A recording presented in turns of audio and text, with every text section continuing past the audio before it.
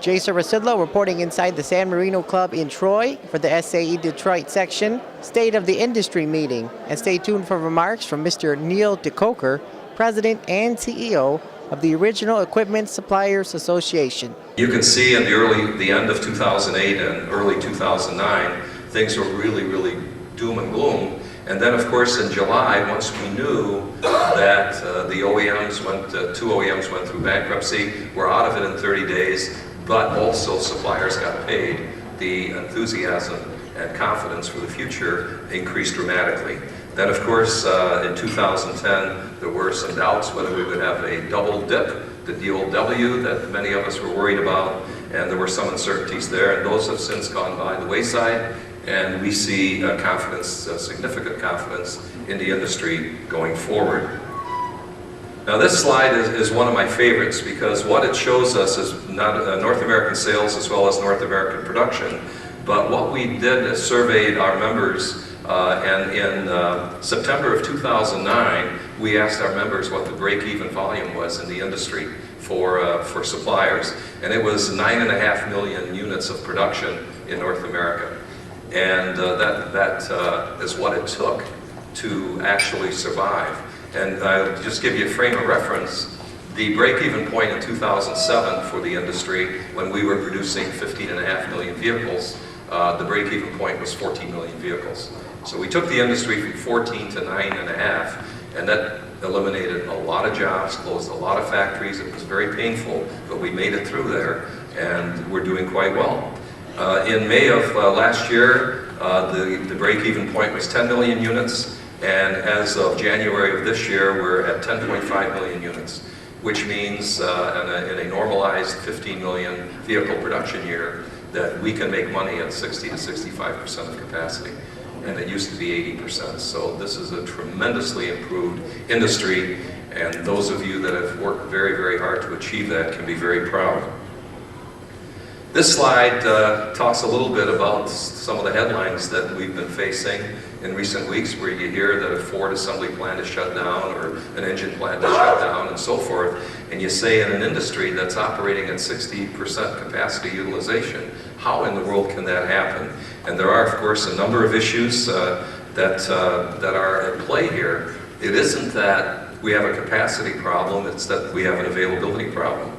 And part of that is critical industries like electronics, steel, and resins that shut capacity in 2009 now are evaluating how fast and when to bring back that capacity, and it takes time to get it done, and they're not able to get up to the speed at the rate that we need their products. So it isn't a matter of overall industry capacity, it's a matter of capacity in very specific areas.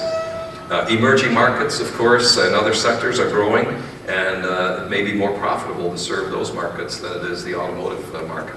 Take electronics, for example. Only 6% of all the electronics in the world today is for the automotive industry, and when you look at our specifications and the very stringent requirements that we have, and then our style of bidding and getting price downs and so forth, the electronics industry finds it probably a little easier to go into other consumer products and not worry too much about trying to meet our needs. So while the supplier sector is operating at only 60% of capacity utilization, there are shortages of electronics, specialty alloy steels, precision machine components, rare earth materials, and so forth that put pressure on maintaining assembly plant schedules.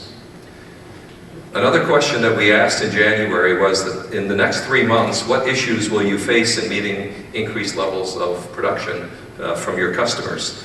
And raw material shortages increased from 47% when we asked it last year to 61% in this year in January. Production overtime premiums, very high at 70%. Skilled labor shortages that Dave referred to went from 19% last year to 56% of respondents indicating that that was a significant issue. Component shortages went up 50%, from 40% to 60% of respondents indicating that. And then inbound and outbound freight issues certainly are also issues that they're facing. Suppliers are moving from what we called capital constraints the last couple of years, where we couldn't get the money to do the things we needed to do, to what we now call operational constraints. An example that I like to use at our January CEO Council meeting, we went around the room and asked all the supplier CEOs present what their key issues were and how things are going. And one of them commented that, you know, last year they couldn't get their banker to answer the phone when they called. And he says, now they're calling me to take me out to lunch. So times have changed. There have been significant improvements in availability, although the survey response says that it is somewhat the same or a little bit better. Many individual stories seem to imply that cash is much more available. Suppliers are seeing expansion of credit lines, longer maturities, and better lending rates than they were getting a year ago. Suppliers continue to worry about capital for new tooling to launch new programs, and they're bumping up against credit lines as material costs are escalating.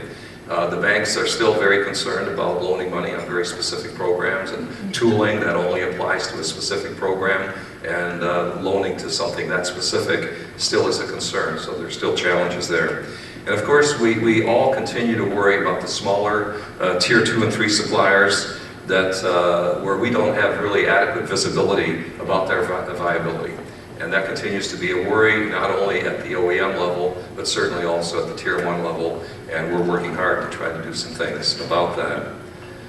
This chart, I'm sure all of you have seen several times. It's by Professor John Hankey from Planning Perspectives, and he's been doing this OEM supplier working relationship index for a number of years.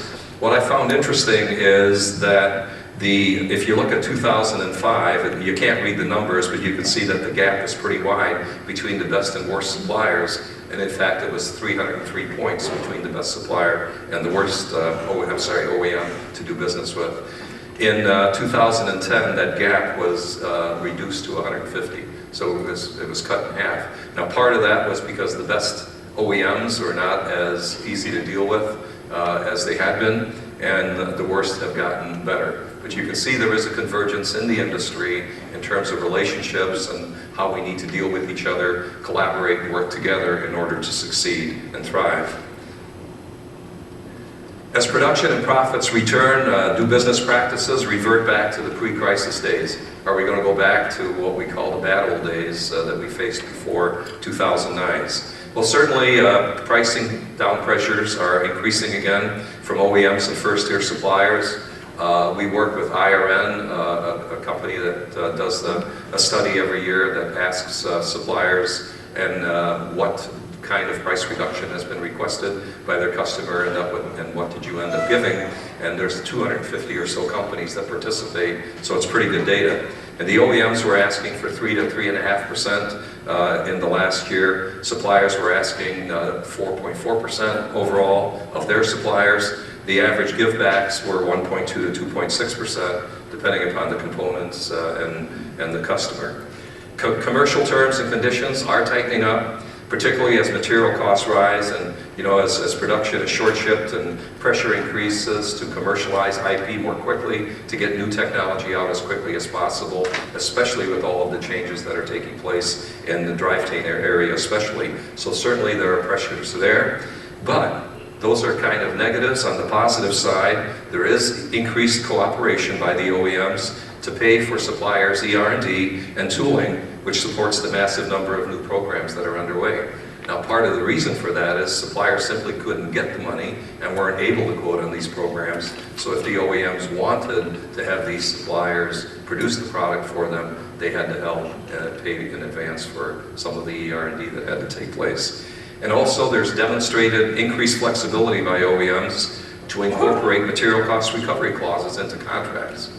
And we're seeing more and more of that. As Bill Kazera in his speech at the Automotive Press Association last week said, suppliers can cover part of that cost, maybe up to 25%, but we sure as heck can't absorb 100% of material price cost increases today, and it has to be shared and it has to be done in a way that's equitable and fair. So clearly these trends are somewhat mixed still, but they definitely show the need for collaboration in our industry, and I think we're seeing progress.